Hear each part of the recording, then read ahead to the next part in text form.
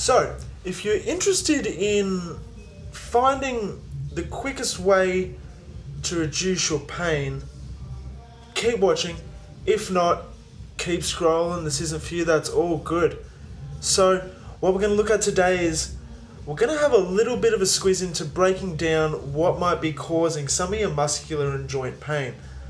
And then, based on the analysis of what's causing the pain, we can then start to look at what the best solution for you is. So,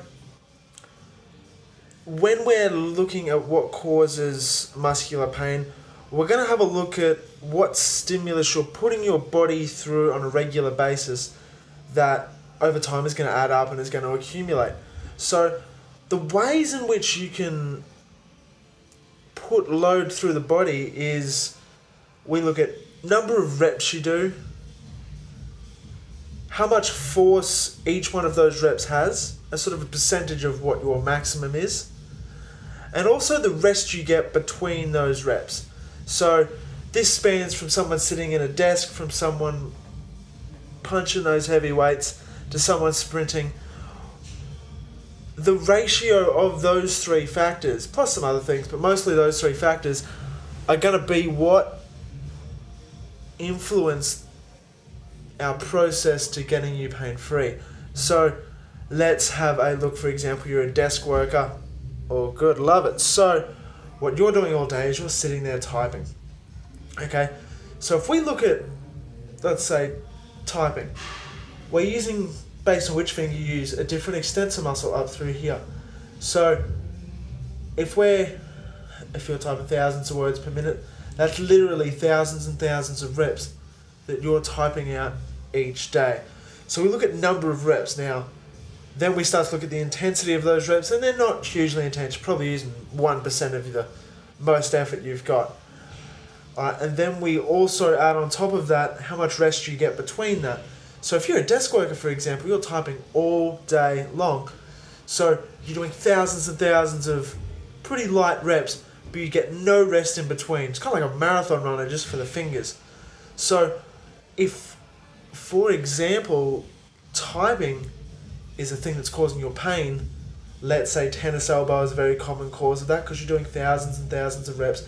A lot of this tissue doesn't really get the chance to rest and recover as much as it should.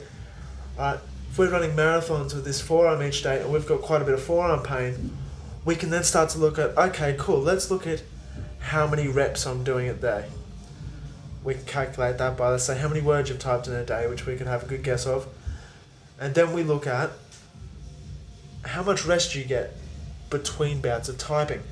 So just looking at this, for example, we can go, perfect. If there's a strategic way that we can reduce how many letters we type, how many words we type, how many paragraphs we type, however much we type, and we can also increase the rest periods between those bouts of typing, then we're going to strategically drop the load most of the time without even doing any manual therapy, without even fixing anything. Drop your pain, which is awesome. So, we're just going to get creative. My phone has a voice recorder thing now, so I can actually transcribe a good chunk of my typing. If my forearms are sore, that could be a way out of it. Same with rest. So you can actually structure your day into certain periods of time where you do a really large chunk of typing, and you strategically put more breaks throughout the day, be it set an alarm on your phone to go for a walk, whatever that may be. Now, we can take that exact theory and then put that over onto the training side of things. So we look at the same equation. How many reps are you doing? Let's say you're a powerlifter. You might only be doing like 70 reps of a squat across a whole week, which is nothing compared to the thousands of reps through the fingers. But then we look at the force that you've got to create. So you're looking up at 80 to 100% of your 1 rep max. And then we look at the rest between each set, each session, ongoing and ongoing. So if we're getting pain and we know it's coming from squats, we can feel it through squats, we can definitely change technique and do massage and all those amazing things. But we can just look at your program and go, okay, cool. If the technique's good, your mechanics are good, but the squat's still causing you pain, what we can do then is we can either manipulate how many reps we do, manipulate the load we use, or manipulate the rest between sets and sessions.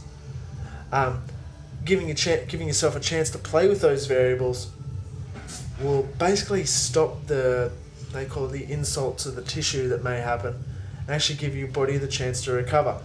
So that's where it's awesome to work with, me or one of the other trainers here at any time, purely because they can structure a plan and they take into consideration all of those awesome and amazing things. So, long story short, let's just start with looking at what movements you do each day, and just think, how many reps are you doing? How much rest do you get between each set? And how heavy or how much force you're going to do in either of those reps? And then, I know you're a creative person, I'm a creative person, so then we can just start thinking of creative ways to manipulate some of those variables throughout your day. Some of them might be really easy, some of them might be a little bit difficult, but when we can manipulate those variables, then we can change the game.